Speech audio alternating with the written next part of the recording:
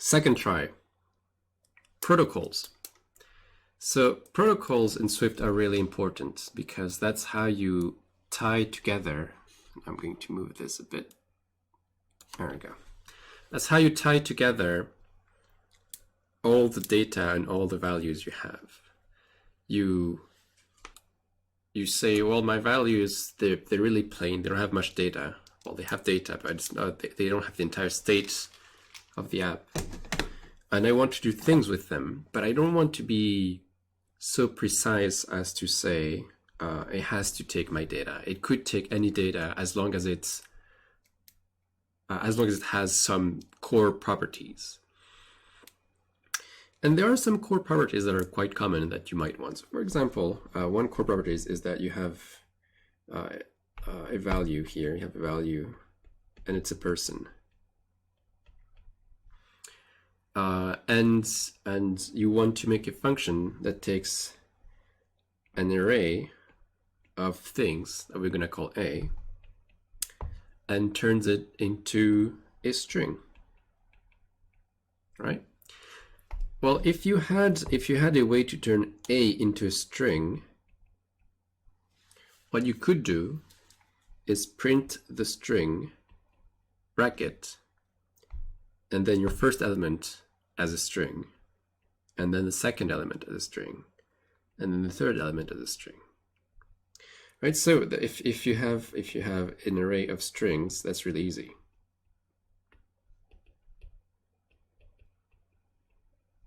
Because then you loop through every value in the array. Then you do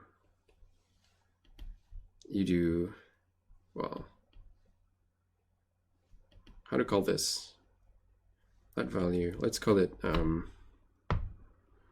str.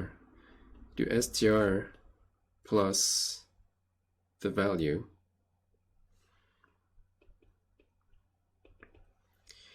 And then you return str, right? Loosely. Now that works because we have v here being a string. And actually, I'm going to try to implement that. I'm going to show you. So all we want to do is something called print all.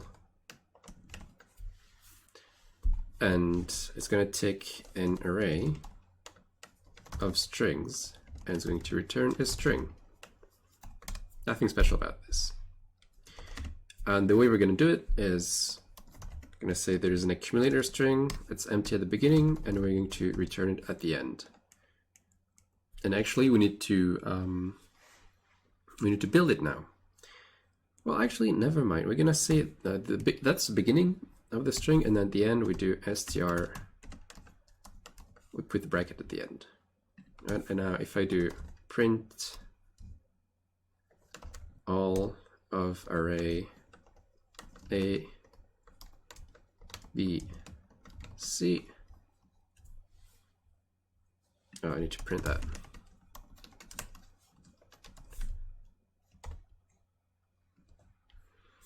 I run it, I get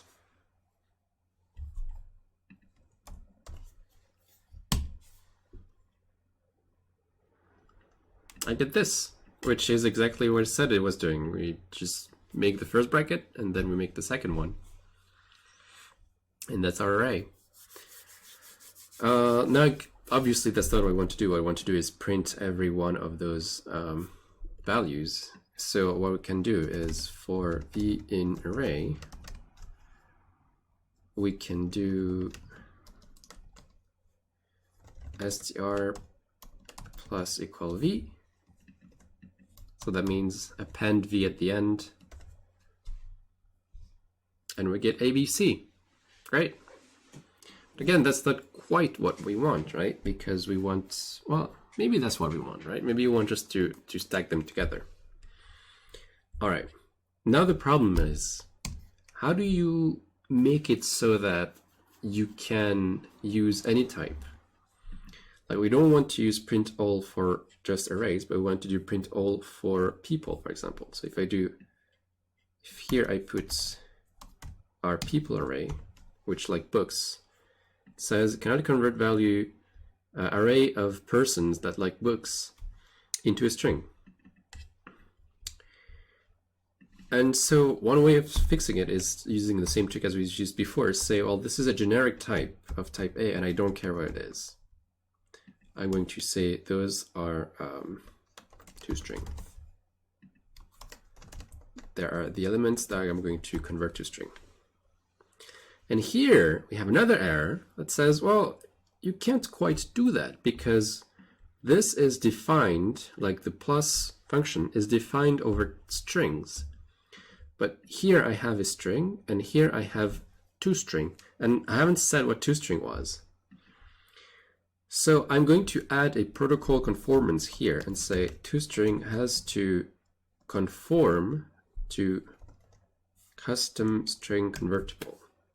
And that means I'm going to say whatever the type A is going to be, whatever the type toString is going to be, it can be anything as long as there is a way of representing it as a string.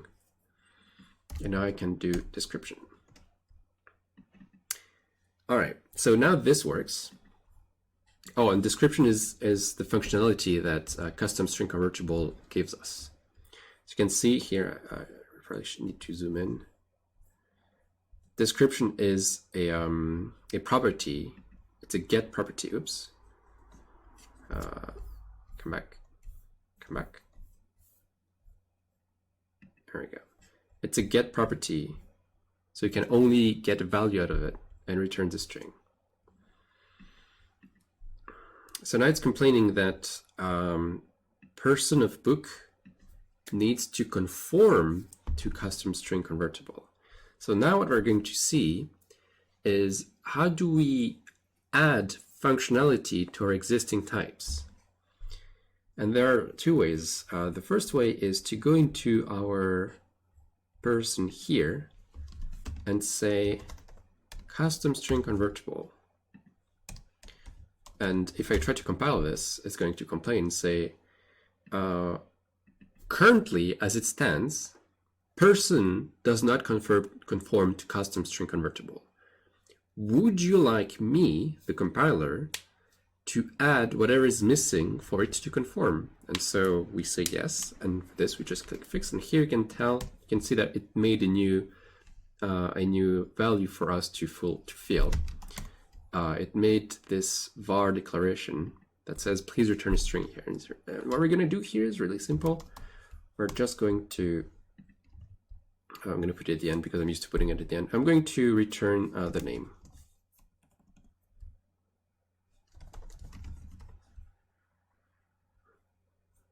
And that's it. And now we compile, and we have Jane and Mark. And so this is we can the good thing about Xcode is that you can jump into definitions from the standard library, and you can see how things are defined and how things work. So if we jump to the definition of custom string convertible, you can see here it declares a new protocol called custom string convertible. Here you have all the documentation. And right here at the end, it just has one field called description. It's a field that returns only a value, and the value is string. And it's all there is to it. Like, that's just one field. It's just description. And you could have done that yourself. We could have done that ourselves by making a new protocol. So we're going to make one. I'm going to call that toString. And I'm going to say it has one field as well, toString, which is a string. And it's also a get property. Here we're going to make toString. This is confusing. I'm going to call it convert string rather. All right, we're going to replace. So this is our new protocol. I'm going to put it at the beginning. I don't need this anymore. So let's put it at the beginning, like here.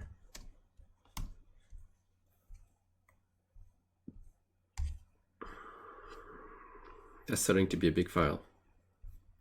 Convert string. And where is our person? Here. Convert string.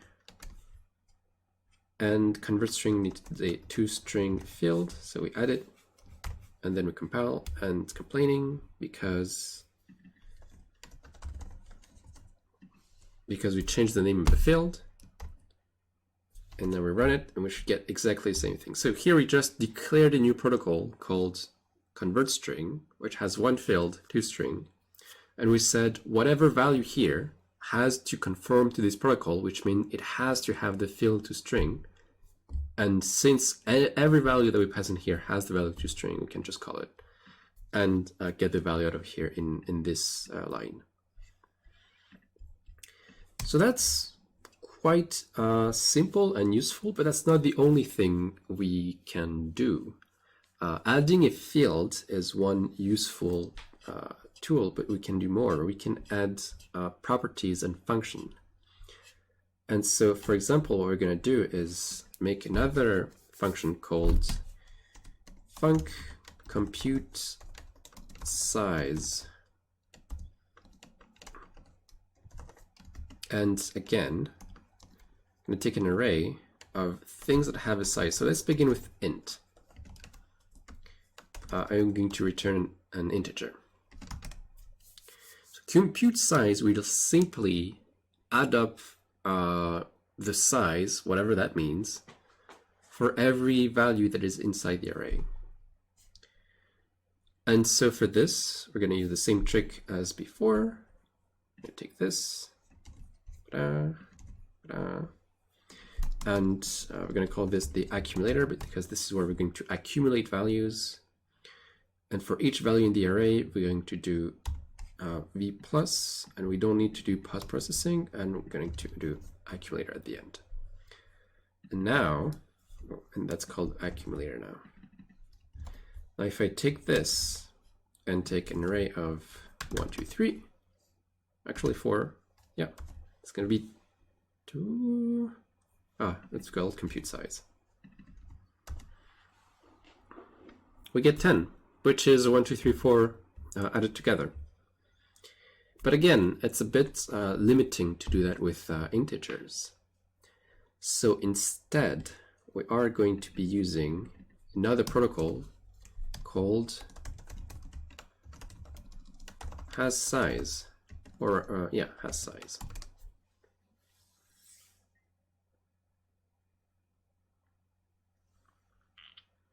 Actually, it's going to be the same example, but that's fine. So hasSize will have a field called size,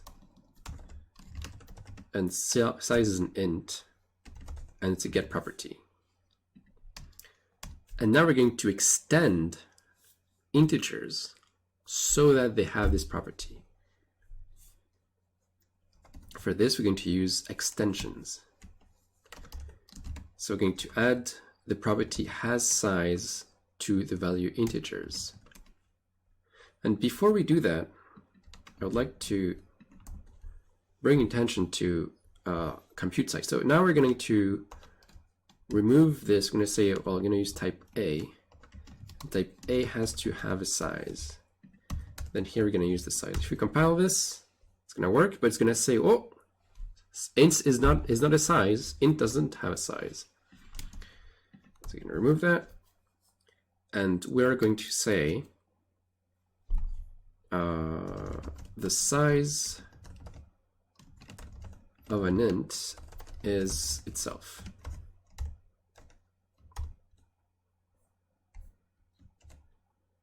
And now it works fine. All right. Can we do that with strings? Like if I do, well, that.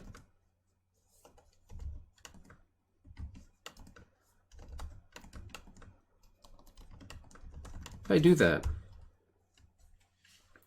why does it not work? Well, it says that string does not conform to hasSize. All right, so we can fix it, and we will, by giving hasSize to strings. But now this is a bit more tricky because we can't just say that the size of strings is itself, because a string itself is a string, not an integer. But what we can do is return the length of the string. Compute this, and it works. And so it says 18, and that's because I'm guessing if you add up all those, you get to 18. Let's get to a simpler example that we can compute. This is 4 and 4, there should be 8. There we go. So now we've given compute size to arrays. And now we're going to see the last big feature of protocols, and that is conditional conformance. So, well, yeah, that's gonna, yeah. So if you have an array of things that have a size, right? Now imagine I have let people names here, and I have numbers here. A, B, C. And I'm going to make an array out of those two, people names and numbers.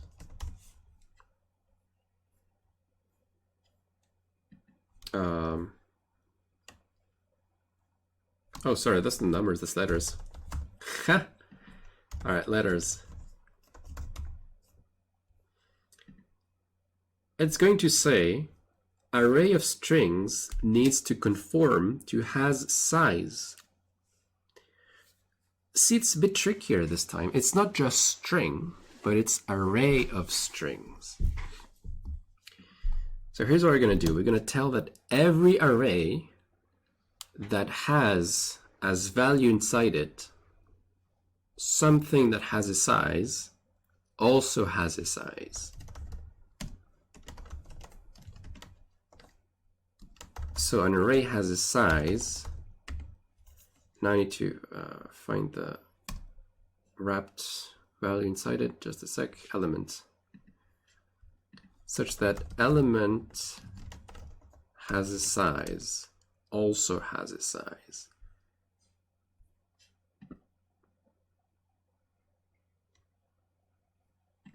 Yes. And actually what we're going to do is just compute, like, do this really. Now there is one more thing. I'm not going to rewrite this function verbatim, because this is a great opportunity for you to see how you can recognize and extract patterns in programming languages. So you see here we have an initial value, then we are going through some data structure, changing it a little bit, and then returning it. And here's the same thing. We have an initial value, then we have an operation going through the thing, and then return it. So this pattern we can abstract by doing a fold. Is it called fold? Oh, reduce. It's called reduce here. So the initial state is 0, and the next partial result is computed by taking the previous one, doing plus, and then half size of the thing that we have. So the previous one is the accumulator, the current one is v, and then what we do is acc plus v dot size.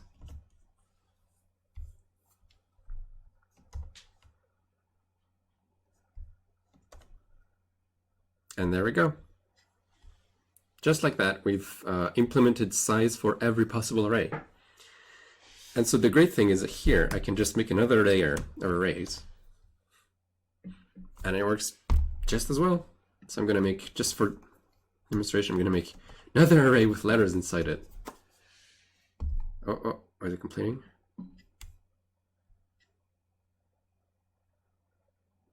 Why? Expected expression container literal. Oh, because I'm missing a. There you go. It's incredible. There is like, suddenly you've created a functionality that works for everything and everything inside it. Now this is not quite as great as you would imagine, because now imagine that we want to do this.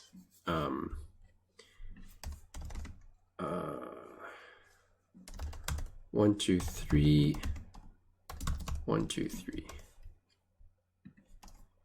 Want to make an array of letters and 1, 2, 3. It's going to complain.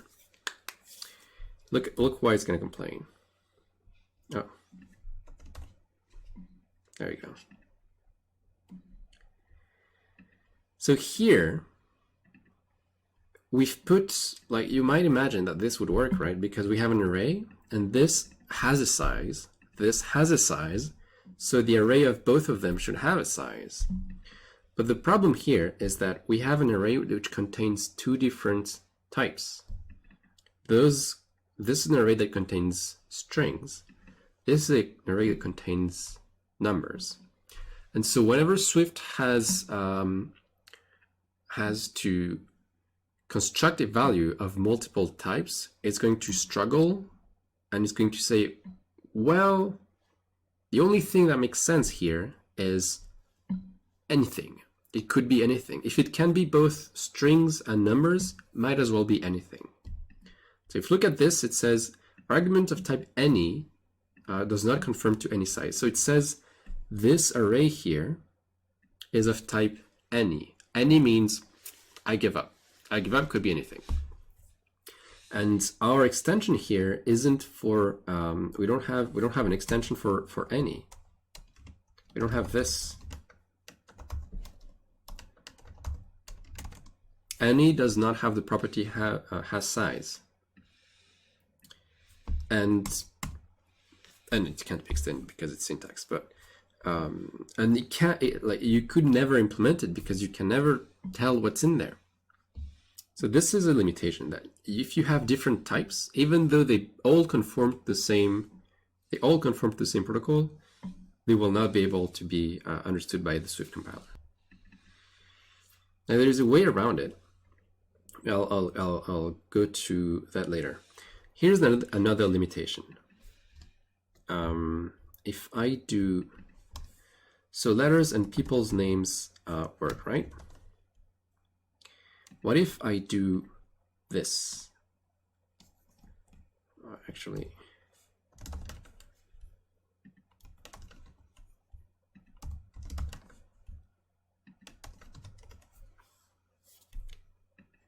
this is now an array of, oh, come on.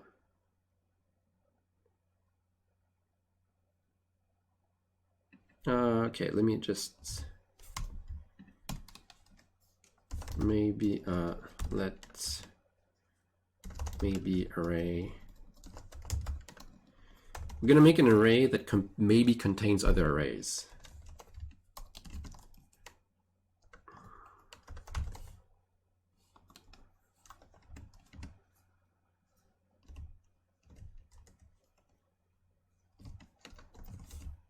So here I have 3 elements.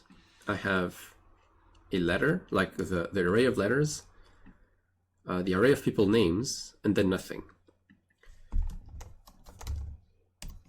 And if I do that, it says, oh no, array of optional array does not conform to has size. So here's what we have to do. What we have to do is this. Extend optional such that optional itself has a size as long as the wraps value inside has a size. And the implementation is going to be extremely straightforward.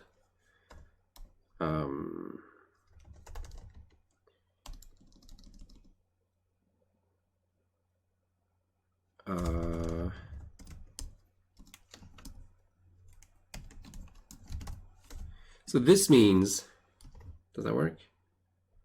All right, I'm gonna do the simple thing. So if v if let v equals self, then return v.size, right? Otherwise, return 0. So if we have this, like if we have a value, return its size. If we don't have a value, return 0. That's the only thing that makes sense.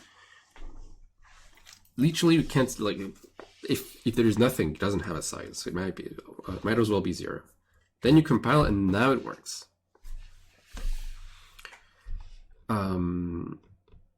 But that's a bit annoying in the sense that this looks quite similar to that. And the reason they look similar is that this constraint is the same as this one, right?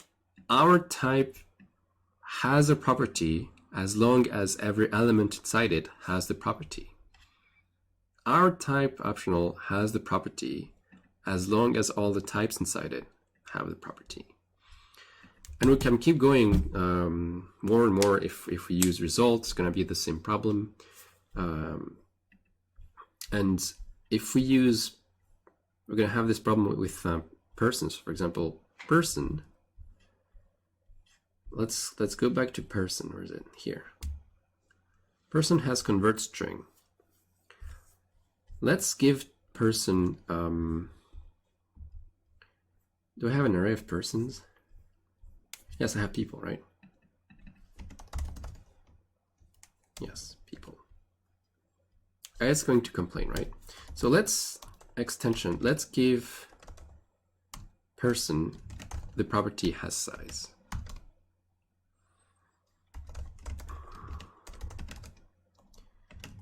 And the size of a person will be defined by the size of everything inside of its description. So for age, we're just going to take the age. For name, we're going to take the number of things. For employment status, where is employment status? If it's unemployed, it's going to be 0. If it's employed, it's going to be the size of the string. Hair length, there is 4 hair lengths, right? 1, 2, 3, 4, 5, 6. And wait, where's the rest? Oh, and favorite is an array of things. Okay. That's a lot of work, actually. So let's just...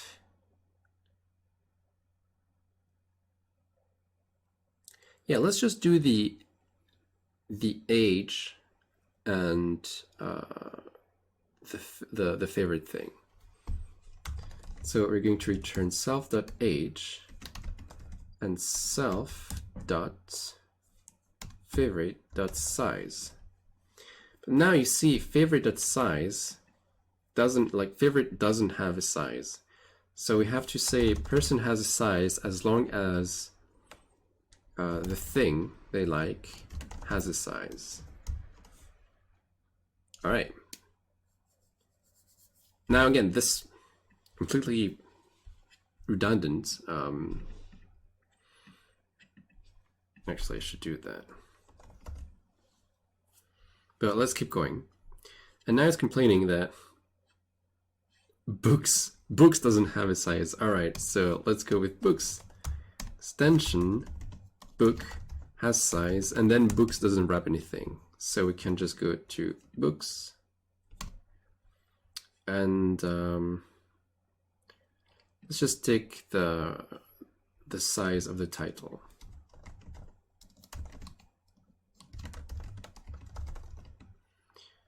Self.title.size.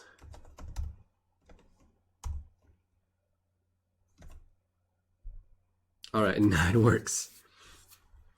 But generally, the pattern that we would like to reuse instead of defining all of this thing is this one. Is extension. I have a type here, has a property, or as long as the type that is inside has the property,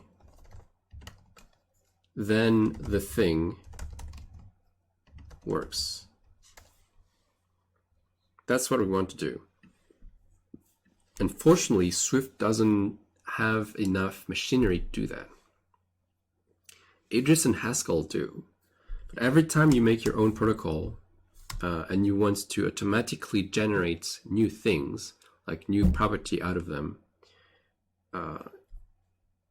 the further you can do is this, is saying my type has the property such that other type, my type only has the property as long as its wrapped type have it. And you cannot say every single type in existence can have the property as long as they wrap some value which have the property. But we're going to see that at a later date. I'm going to make a note actually. See how notes. Rather, I'm going to show you this actually. Show how Idris can automatically generate protocols for all possible types.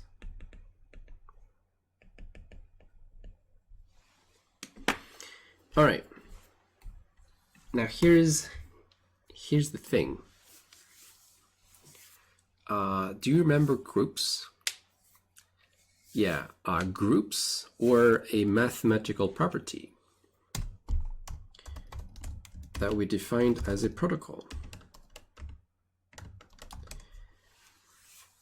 Now we didn't define it as a protocol actually, but what we can define as a protocol, we say every type can have the property of a group as long as they have those features. So the features, if we recall, features of a group is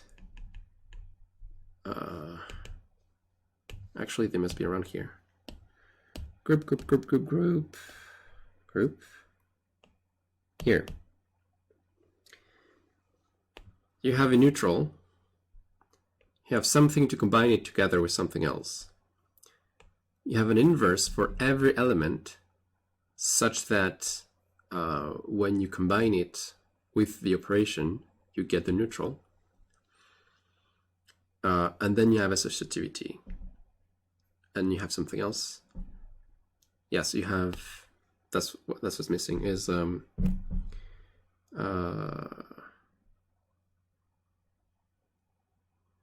it's V plus neutral equal V, but that's the definition of neutral. It's just not said. We haven't said it. But neutral means that if you combine it, if you combine a value using the operation with the neutral, you get the same value. Like 3 plus 0 equals 3. We've added the neutral value, which is 0, and we ended up with the same thing that we started with. All right, so group. So we have a neutral, but we have to give it a type, right? So I'm going to call it T for type. And it's going to be a get property because we can't change it.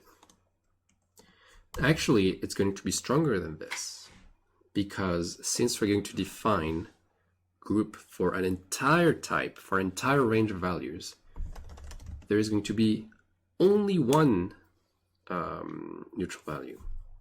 And that says use of undeclared type. So that means we need to say where this type comes from. Even if we don't know what it is, we have to say that it exists. But we can't just do that like we did before. Protocols don't work with declaring the type ahead of time. They work with declaring the type as values show up. So there is another syntax for this, and it's called associated type.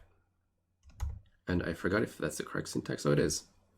So here we say group is a protocol that works with the knowledge of a type T, and it has a single neutral value, which is of this type. So now we can do extension integers group and say static var neutral return 0. And that works. All right, we've given the neutral value to integer. All right, now we need to define our, I left the page. We need to define our operation. So for this, we're going to declare a function, and we're going to call it, does plus work?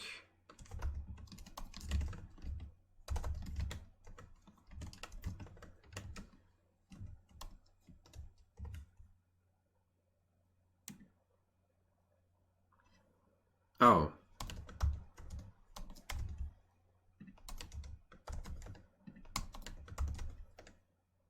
Oh, wait, I don't need that. I don't need that. Never mind. I don't need T. I can just use self. Great. Great. Never mind.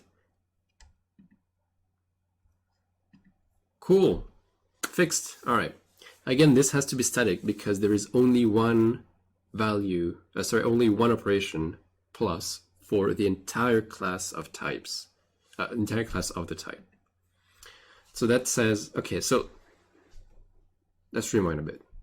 So here we move T because we said, actually, the value that we're interested in is the type itself. If we say that int has the property of a group, then the neutral element is a value of that of the type.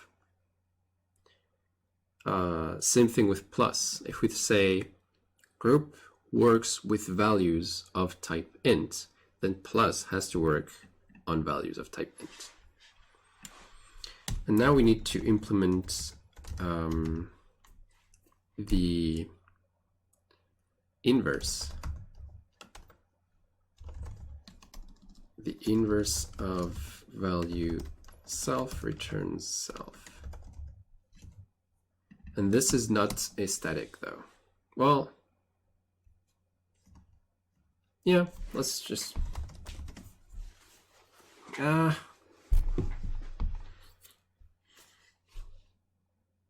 okay, I'm going to show you two ways of doing it. I'm going to start with that because we already defined that plus is a function on values of type self.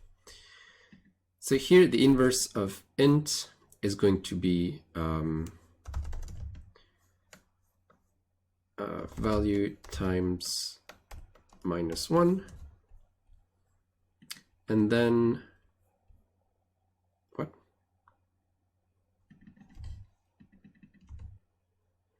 And then plus should be already defined because it's just the plus on numbers.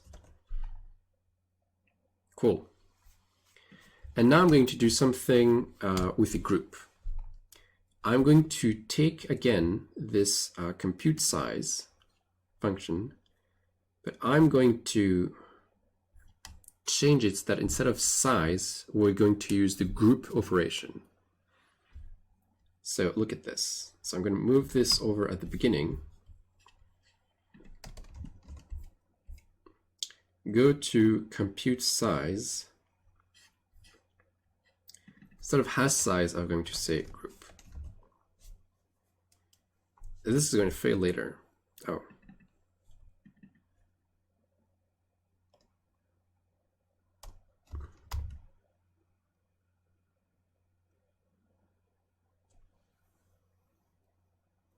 Oh, I understand. Right. That's not quite what we want. Okay, never mind this. I just got confused for a bit. But we're gonna keep this idea. So instead of compute size, we're gonna do a maximum combine. So we're gonna call it combine all. instead of hash size, we're going to take the group. This takes an A and returns an A. So it's going to take every element of the array, every single one. Actually, I'm going to show you in here. So we have an array with elements here, like here, here, here, here. And since we know that a group has a plus operation, we're going to take this and do plus the next one here. Then this gives us a value. Then we're going to take the next one here and do plus, and that's going to give us a value. Then take the last one, do plus, and then that's the result. So we're going to combine everything going through the array one by one and combine everything with our combining operation. So, and that's why we return A at the end, because we go through here one by one and then return the combo of everything. And so for this, I'm going to reuse our great reduce syntax. And so what is the first value that we can come up with? Interestingly enough, we can just use the neutral, because whatever you add with neutral will stay the same. And then here, actually I can just do that. Yep.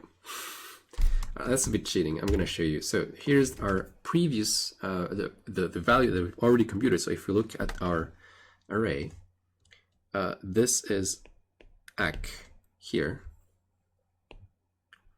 And this, well, sorry. This is ac here at the first step, because we've already combined the first value with the second value, and that gives us an accumulated value. And then the second argument is the value here. And so this is v. And so you can see here we do ac plus v. And so we do ac plus v here. And that's the result that we get here. And then we keep going. This becomes a new ac. And this becomes a new v. Then we do ac plus v, and we get the result. And that's a, oh, I wasn't showing ac plus v, and you get the result. So this is what we're doing here. We're doing ac plus v, and we're doing the result. And now if I do print combine all of numbers, I should get 10, I think, 15. What do I have in numbers? Numbers. Oh, it goes to 5. Let's go to 4. I like 1, 2, 3, 4 because it goes to 10. Okay. So that's using our group function, or rather our group properties. Where's the?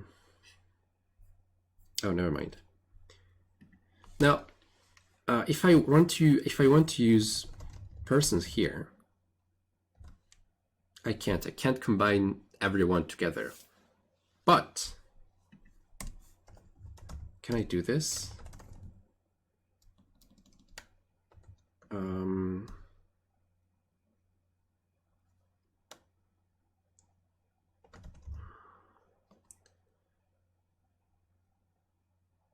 Wait, I'm not sure I can do this. All right, I'm gonna experiment for a bit. I'm gonna cut this from the VOD, and I'll try. I'll come back when it's working. So, can I do that? Can I do?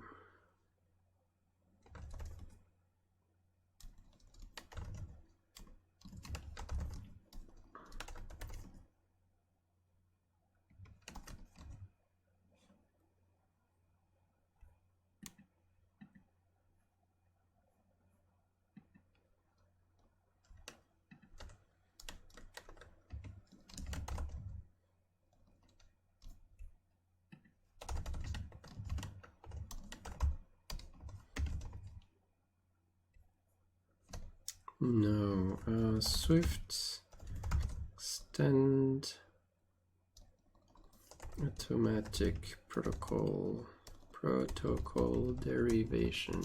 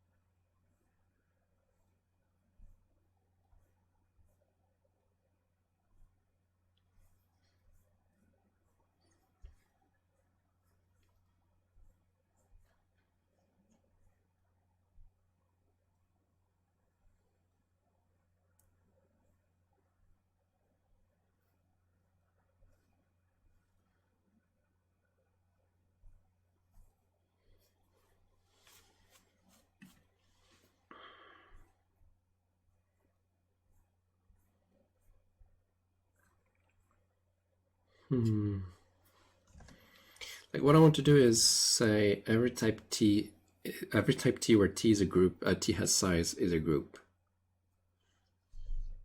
I guess I can't.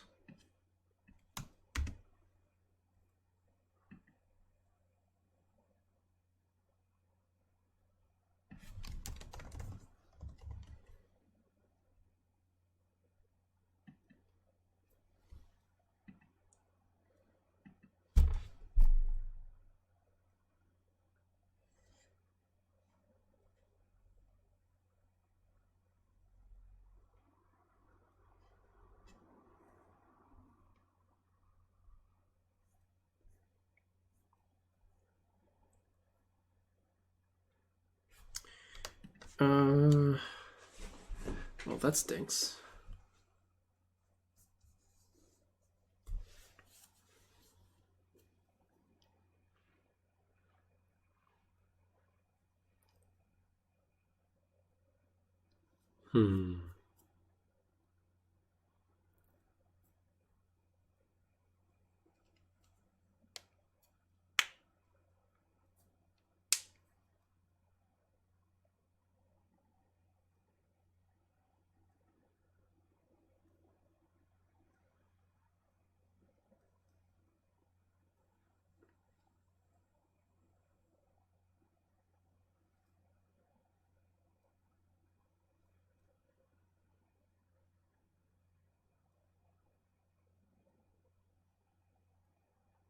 Yeah, maybe it's not possible.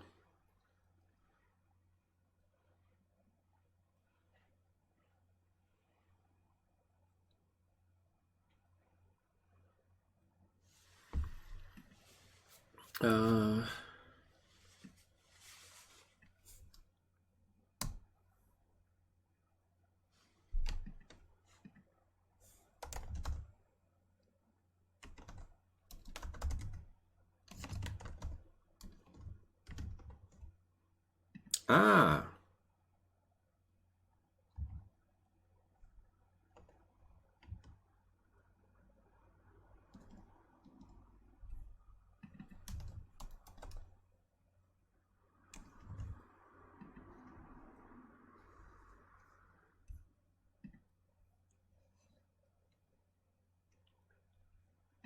all right.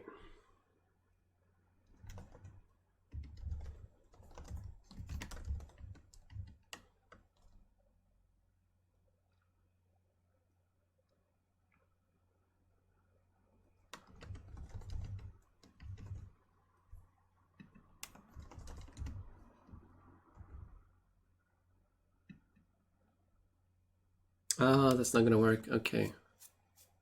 Because it returns self. All right.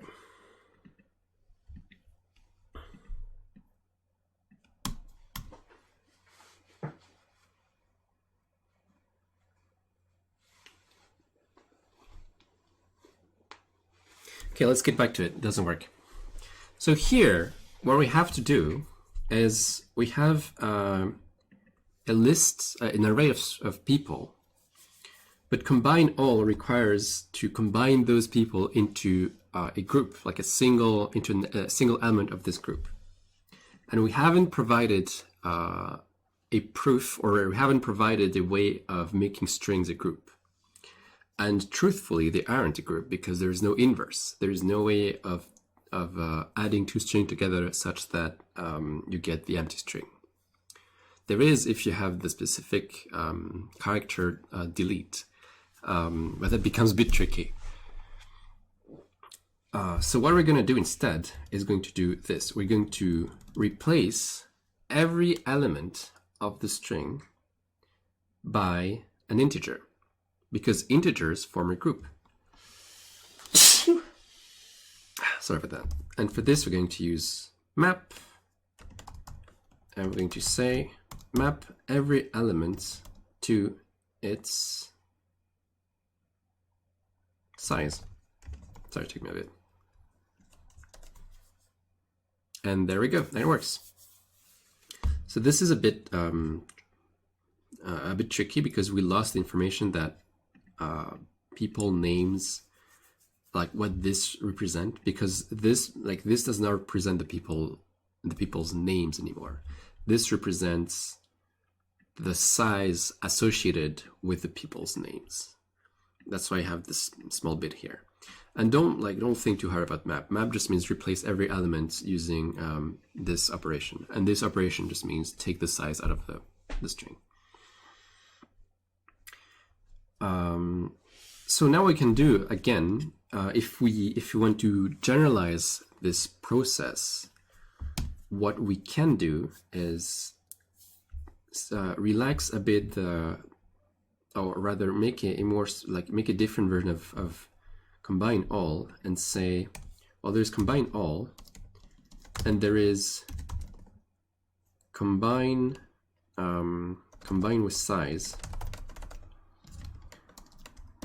and combine with size takes a size, take every A that has a size, and takes an array of those and returns int. And what it actually is combine all, and we do the same thing as before.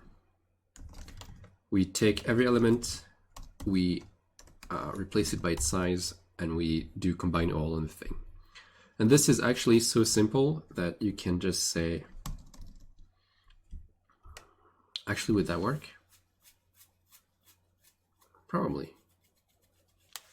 Let me try something. Combine with size equals array in this.